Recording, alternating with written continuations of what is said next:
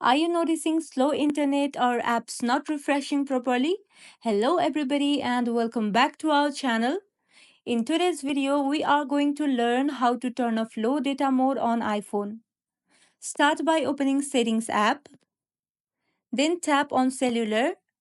Here, you will see both your SIM lines, primary and personal.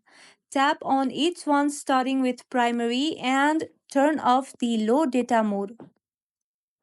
Go back and do the same for your personal line.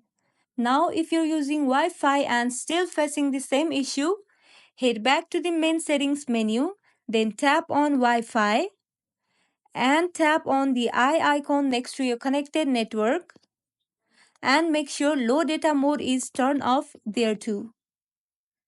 And once you have done that, your iPhone should stop trying to save data and everything should load normally again.